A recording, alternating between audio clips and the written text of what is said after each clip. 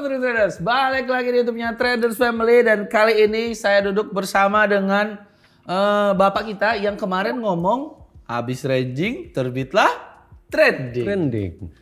Dan entah kenapa itu aneh buat seorang bapak. Iya, saya juga ada. Ini saya jelaskan ya.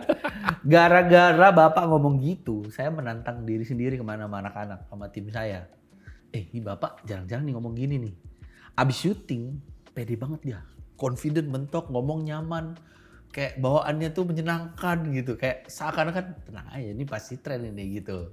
Seakan-akan. Oh, jangan Hari gitu dong. itu hari Rabu kita syuting, ya kan? Kamis udah nih biar kita bisa lihat pergerakannya dengan benar, kita tinggalkan dulu di Instagram potongannya. Hari Kamis saya potong tuh naik karena kan konten naik Sabtu, ya kan? Oke, Jumatnya bener-bener kenceng, dung gitu, ya kan? Saya mulai nggak enak nih. Ini masalah nih. Saya merasa saya selama ini dihianati loh. Hah? Kenapa jadinya dia? Karena selama ini bapak yang ngajarin saya, kita nggak pernah tahu market akan bergerak kemana. Emang nggak tahu. Tapi kok bapak tahu dia bakal ranging? Tren. Bakal tren bener. Kan nggak mungkin. Tapi kan saya nggak tahu trennya ke atas apa ke bawah. Bener. Tapi kan impactnya juga gede saat udah panjang ranging, kita bakal tahu nih dia bakal trending. Bener dong? Jadi saya yakin kalau teman-teman cek hari ini hari Rabu, semua pasti udah mulai pada profit.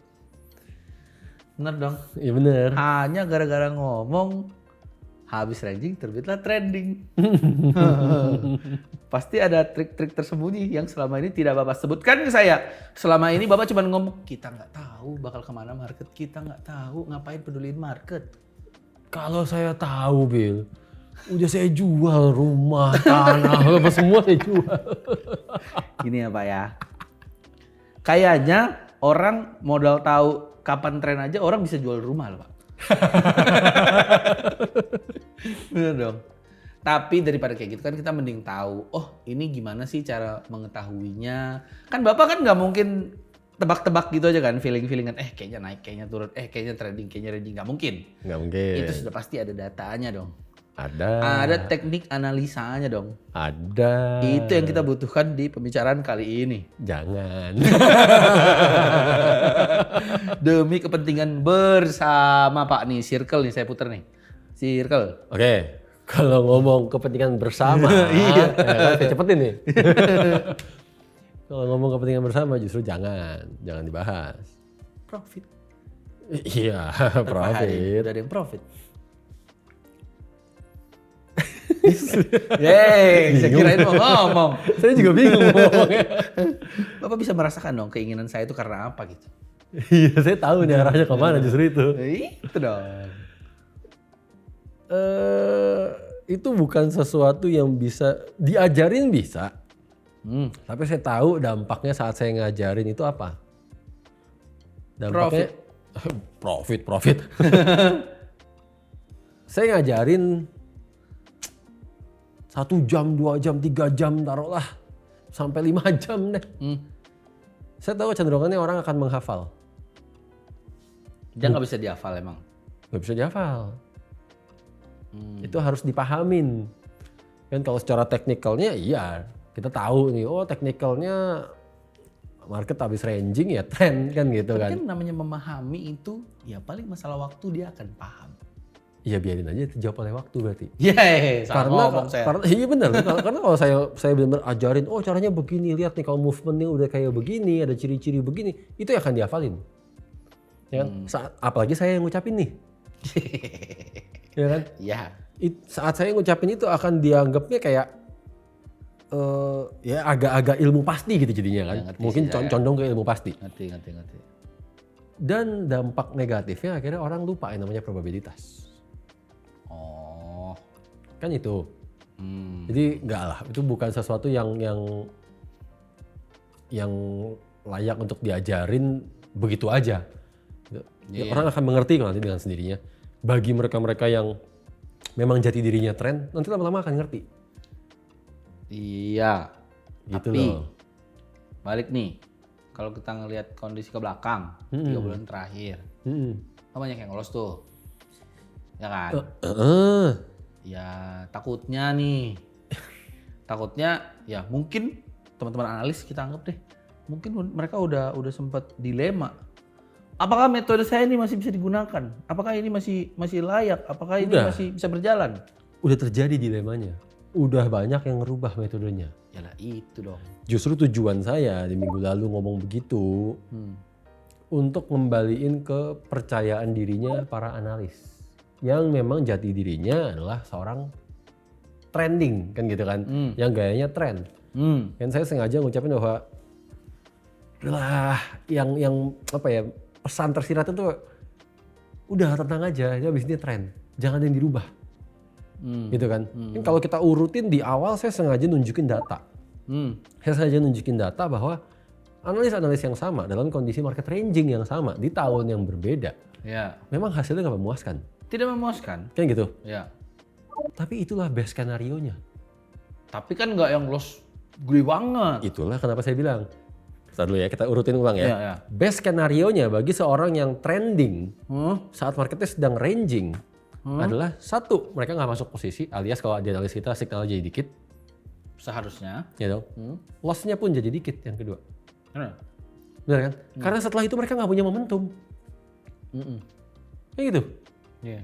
Orang trennya nggak terjadi, nggak ada momentum, kenapa bisa masuk posisi, kenapa bisa nge-post signal? Di tahun 2023, tahun 2024 itu yang terjadi. Karena mereka jati dirinya adalah tren. Yeah. Kan gitu. Kemarin saya sengaja ngucapin itu untuk mengingatkan mereka mengenal kembali jati diri mereka. Gitu loh, jangan malah ngerasanya, aduh saya udah 2 bulan nggak profit. Aduh subscriber pada kecewa nih, kasihan subscriber pada lost nih dan seterusnya. Iya, kita tahu, pikiran itu pasti ada. Pasti. Tapi jangan sampai itu malah jadinya berdampak mereka, saya harus rubah, saya harus menyesuaikan. Metode saya harus beradaptasi dengan kondisi market sekarang. Iya, benar. Ya kan? Yang itu akan jadi malapetaka. Karena jati dirinya orang tren itu dorong. Iya. Jati dirinya orang ranging itu nahan. Dan sudah terjadi kan yang penggantian jati diri metode Betul. itu. Jadi kenapa saya sengaja ngomong itu biar ada shortcut lah ya. Ada shortcut biar analis, ini dia nih momentum saya kan itu. Iya. Kalau dibilang saya analisa apa enggak, ya saya analisa. Ya. Gitu kan. Tapi jangan berharap nanti berikutnya, oh iya bulan depan ranging, bulan depan tren, bulan depan enggak. Ya juga ya. Ya. Tujuan saya justru cuma mau ngingetin bertahan aja atau stick aja sama metode kita, sama jati diri kita. Yang trending ya trending. Best skenario-nya orang trending adalah kalau lagi ranging, signal kita dikit, loss kita dikit. Ya. Ya, andaikan profit pun profit dikit. Ya. Ya kan? Kebalikannya jati dirinya orang ranging. Best skenario-nya, ya kalau lagi ranging panen. Kalau lagi trending, nggak ada momentum. Berarti nggak masuk posisi. Ya loss-nya dikit. Atau profit pun dikit. Iya. Gitu loh, itu udah plus minusnya masing-masing, kekuatan masing-masing. Jangan berusaha maunya dua-duanya. Gimana kalau kondisinya dia kembali jati dirinya? Misalnya metode gayanya adalah gaya tren, ya kan? Ini udah mulai tren nih, ya kan? Kenceng lagi, ya kan? Tapi kan kemarin dia lost tuh 3 bulan. Dikejar sama dia, biar cepet-cepet nih. Nah itu udah gila namanya. Loh, itu sangat mungkin dong. Sangat mungkin. Maaf. Saya ralat. Jangan jauh-jauh ya, mikir kayak gitu jauh-jauh. Karena yang namanya recovery itu nggak berarti dalam hari ini saya harus recovery. Atau bulan ini saya harus recovery. Iya. Ya kan? Recovery is recovery. Iya. Ya kan? Ada yang sebulan, ada yang 2 bulan. Iya. Kan tergantung loss-nya berapa besar. Ya gitu kan. Tapi kan recovery ini semua tergantung momentum. Momentumnya ada apa enggak? Iya. Kan gitu. Jangan merasanya, ini kali ini momentum saya. Begitu momentumnya saya terus dipaksain gitu loh. Iya. Bahkan metodenya diada-adain. Benar. Iya. Atau targetnya digede-gedein. Ya makanya itu konyol gitu loh. Jangan berpikir kayak gitu. Dan ini kalian udah pernah ngalamin loh. Kalian sebelumnya udah pernah ngalamin. Dimana di awal bulan misalkan kalian loss, ya kan? Awal bulan loss, langsung berpikir harus balik. Sebelum akhir bulan ini harus balik loss saya. Iya. Apa yang terjadi? Kan itu. Hmm. Hilang 7 medal. Artinya loss-nya malah jadi over loss. Iya. Ya kan? Itulah saat kita mentarget recovery. Recovery harus sekian lama. Recovery harus nggak ada recovery harus segitu. Iya. Siapa yang tahu?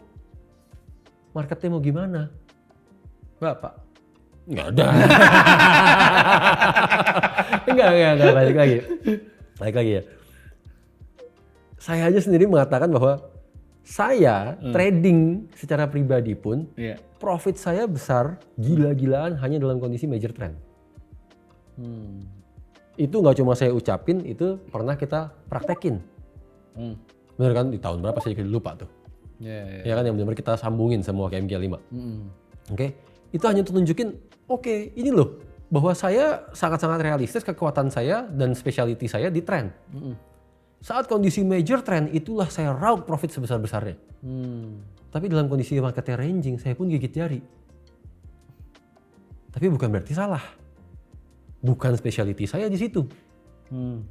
Dan saya nggak berusaha menguasai di situ. Yeah. Karena saat saya mencoba menguasai di situ, jatuhnya gimana ya? Kayak kita kalau udah kebiasaan tren, kita kan yakin jebol nih. Setengahnya kita ngarepin jebol kayak kan gitu. Yeah. Ayo jebol lagi kan gitu kan. Yeah. Tiba-tiba kita harus bermuka dua nih. Yeah. Aduh jangan jebol dong. Ranging kan, soalnya kan. Jebol apa enggak? Nah, Iya juga sih. Ya, ini saya maksud jati dirinya beda nih. Ngerti, Dua kepribadian nih. Iya. Kalau kita berusaha menguasai dua-duanya, emangnya kita tahu kapan tren, kapan ranging? Sekalinya kita tahu pun, kita bisa menganalisa pun, ada probabilitas. Ya. Bener kan? Gitu loh, jangan terus ditelan mentah-mentah jadi ilmu pasti. Bahwa wah, kalau Pak Tito udah ngucapin pasti tren. Siapa bilang? Terjadi kemarin. Bodoh amat. Gini. Saya punya pertanyaan yang mungkin kayaknya teman-teman akan mikir begini juga deh. Kita anggap metode punya nggak? Punya. Saat mereka punya metode, anggap market tidak terjadi sesuai dengan momentum metodenya mereka. Di ranging kemarin, yang entah kesalahan satu dan lain hal, akhirnya mereka loss dong. Oke. Tapi saat Bapak kemarin ngomong, oh nih habis ranging bakal trending nih, mulai kelihatan nih, mulai profit, ya kan? Pertanyaannya adalah, penting mana? Tahu ataupun punya metodenya, konsisten sama itu, atau tahu pergerakan marketnya, atau tahu arahnya deh. Tahu metodenya dong. Konsisten sama metodenya. Tapi nih, kalau misalnya konsisten sama metodenya aja kan mungkin bisa jadi loss. Kalau orang tahu pergerakan marketnya, ini pemikiran gampang dan bego versi Bill nih ya, dan bego versi Bill. Bapak misalnya ya teman-teman, misalnya Bapak ngomong ntar market bakal trend, bakal naik lah gitu. Sederhananya tinggal buy. Ya kan sederhananya gitu. Ini modal tahu market doang nih. Ya kan? Chance profit tuh. Mungkin orang-orang jadinya akan berpikir kayak gitu. Betul. Ketimbang metodenya. Tapi Bapak bilang pentingan metodenya. Stop loss-nya di mana? Itu urusan nanti. Belum tahu. Emangnya begitu dibilang buy harganya naik terus gitu? Enggak. Iya sih. Naik turun lagi. Naik turun lagi. Iya. Pas lagi turun kejebak, stop loss-nya gimana? Loss. Ya, saya balik nih sekarang nih. Saya balik. Saya nggak tahu arah marketing mau kemana. Ya kan? Dari dulu saya ngomong yang penting tahu momentum, tahu batas, tahu resiko. Ya. Oke. Anggaplah sekarang momentumnya saya pun nggak tahu. Saya bikin lebih ekstrim lagi nih. Momentumnya saya nggak tahu. Saya hanya tahu batas, tahu resiko, dan saya hanya tahu metode saya. Ya. Metode saya breakout, metode saya trend. Nah. Ya kan? Breakout itu dari apa? Kalau saya breakout itu dari ranging. Ranging di break, ya itu artinya trend kan gitu. Ya kan? Ya. Saya nggak tahu kapan dong. Yang saya tahu, oh di sini rangingnya. Saya tungguin aja rangingnya di break. Inilah batasnya. Ya kan? Batas saya saat ranging ini di break, inilah tren dimulai. Saya nggak tahu arahnya nih. Ya. Saya nggak tahu momentumnya kapan. Ya. Tapi saya tahu batasnya. Ya. Inilah batasnya si ranging. Kayak gitu. Berikutnya saya punya target TP, saya punya target SL. Iya kan? Iya. Yang penting saya tahu batasnya. Ya kalau rangingnya di break, andai kan dia gagal sekalipun false break, ya udah dia akan balik ke sini. Itu stop loss saya. Ya. Targetnya, ya kalau dia sampai di break berarti dia akan ngejar ke next-nya. Kan gitu kan. Iya. Ini target saya. Semuanya yang penting saya tahu batas loh. Iya sih. Dengan saya hanya tahu batas saja saya bisa trading. Hmm. Berikutnya tahu resiko dong. Ya. Resikonya ya bisa salah. Iya benar. Gitu loh. Jadi jangan malah tahu arah lebih penting siapa bilang. Tahu arah yang bikin orang lupa diri, tahu arah yang bikin orang overconfident. Jadi bagaimanapun tetap metode. Metodenya. Justru stick aja sama metodenya sendiri. Nggak ada yang perlu dirubah. Nerima kekuatan dan kelemahan masing-masing. Saya pribadi kelemahan saya adalah ranging. Saya lemah kalau market lagi ranging. Yeah. Gitu kan. Untungnya saya punya tim yang spesialis ranging kan gitu. Cuma dalam kondisi market ranging ya saya pun boring, saya pun loss. Ya karena nggak di situ ya, guys. Nggak di situ. Dibanding saya maksain saya harus belajar juga ranging. Kan yang akhirnya setiap kali saya masuk posisi itu tabrakan kayak ini mau jebol nggak sih? Mendingan saya satu. Tapi sekalinya keluar momentum saya major trend, profit saya besar sekali. Kan gitu. Sama seperti kondisi analis yang sekarang nih. Begitu trennya terjadi profit lagi pada gede-gedenya nih. Padahal baru sekarang tanggal 3. Tanggal 3 ya. Baru tanggal 3 profit itu pada gede-gede. Itu loh yang saya maksud. Iya. Kan kenapa saya juga pernah bilang dalam 1 tahun profit saya ya oke lah. Kan gitu kan. Tapi bukan karena setiap bulan profit saya segitu loh. Iya. Itu semua akumulasi. Dari ada momen-momen saya profitnya besar, ada yang profitnya biasa-biasa aja, bahkan ada yang loss. Gitu loh, kenapa saya maunya semua orang realistis. Loss ada, bahkan losing man ada. Saya tarik dulu. Berarti tanpa pun tahu arah market itu sedikit pun, hanya fokus sama metodenya, tahu momentum metodenya itu sebenarnya cukup. Cukup. Sekarang kita ngomong breakout, apa yang di break? Kan gitu. Oke. Ya kan breakoutnya orang beda-beda. Ada yang nge-break, kalau saya nge-break pola rangingnya. Ada yang nge-break support resistance-nya. Kan gitu kan. Ada yang mungkin nge-break, apalah saya nggak ngerti lah. Intinya kan breakout itu ada yang sesuatu yang di-break, baru dia out. Iya benar. Iya kan? Iya. Ya bertahan aja sama itu. Nggak usah tahu arahnya dong. Oke. Ngerti. Gitu loh. Ya. Tapi gimana kalau ini gimana? Kalau kan kemarin Bapak udah ngomong tuh gitu kan, habis ranging terbitlah trending ya kan. Cuma kan biasanya kan orang-orang mau bagaimanapun kita ngomong, next-nya dia akan tanya, oke, trendingnya kemana? Ke atas ke bawah? Ke kanan. Karena kan orang kayak gak pernah puas sama begituan. Betul. Bukan nggak pernah puas. Maunya gampang. Iya sih, benar. Maunya gampang, maunya menghafal, bukan memahami. Ya kan? Dan ini jadi pelajaran penting baik untuk analis maupun investor. Sebenarnya. Ya kan? Bahwa ya analis aja saya udah ngomong panjang lebar lah. Semua punya kekuatannya masing-masing. Stay aja sama metodenya masing-masing. Ada momennya kalian profit gila-gilaan, ada momennya ya udah emang harus kayak kemarin. Dan di sisi investor pun sama. Sebenarnya. Investor nggak bisa kita hanya karena ngerasa wah saya kemarin subscribe Bill 2 bulan berturut-turut dia profit, kasih saya profit besar sekali. Wah hebat nih orang, saya besarin lotnya. Iya kan? Siapa bilang dia hebat di kondisi market apa? Iya kan? Itu yang menjadi alasan kuat kita selaku investor ataupun subscriber tetap jaga money manajemennya. Karena kapan ranging nggak ada yang tahu. Benar. Tapi saat trending saya akan dapat profit besar dari dia. Iya benar. Kan? Sementara kalau dalam marketnya sedang ranging, ya sudah saya harus menerima kondisi ini. Saya harus menerima kondisi,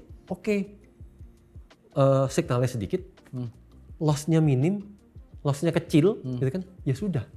Iya. Gitu loh. Bukan berarti ada yang salah. Bukan berarti ekspektasinya nih orang udah 2 bulan profit, kok sekarang nggak profit lagi. Iya. Itulah kenapa dalam mungkin 1 bulan terakhir lah. 1 bulan terakhir kita udah mulai menggalakkan gitu kan, mulai mengedukasi, mulai memotivasi teman-teman, masuk ke market ranging. Persaingan di market trend udah begitu sengit. Jago-jagonya tren udah banyak. Banyak banget. Kalau kita nggak jago-jago amat di tren, percuma. Bener sih. Kan gitu. Itu masuk akal. Tapi kalau kita jago di ranging, ini di mana ini masih sepi. Artinya kan kita bisa mendominasi di sini. Bisa banget. Bener dong? Bener. Dan yang akan jadi best skenario berikutnya adalah saat investor subscribe ke analis yang trending Oke. dan subscribe ke analis yang ranging. Oh. Ah, Eh, kebayang nggak? Kebayang, situasinya jadi kayak apa? kebayang. Ya kan saat lagi trending saya dapat dari sini, dari sini ya loss kecil lah. Iya. Kan gitu? Iya. Begitu juga sebaliknya dong. Begitu juga sebaliknya. Iya. Tapi bukan berarti oke lagi trend saya akan subscribe dia, lagi ranging saya akan subscribe dia. Emang siapa yang tahu? Bener. Gitu loh, jangan dihafal. Yang salah satu menjadi peran penting di situasi sekarang itu adalah mengakui dan menyadari ya. Betul. Apa sih, bisa terima gitu. Betul. Iya. Mau itu investor, mau itu analis ya. Iya. Ya terimalah kekuatan kita di mana, kelemahan kita di mana, fokus aja di situ. Oke. Gitu kan, analis terutama jangan malah fokus sama subscriber, jangan malah fokusnya harus bikin subscriber profit. Nanti kan ulang lagi deh video minggu lalu deh. Sengaja kita bukain kok datanya. Di kondisi market yang sama, ranging yang sama, di tahun yang berbeda, emang kalian loss, tapi nggak besar. Oke. Tapi emang nggak bisa banget nih sebelum kan kata ada bapak kalau nanya-nanya sering-sering nggak boleh dong. Apa sih Iya nggak kan, bisa kalau apa? nanya market gitu kan. Yang ini aja trennya sampai mana nggak bisa sama sekali nih. Trennya sampai it's now or never and change your life.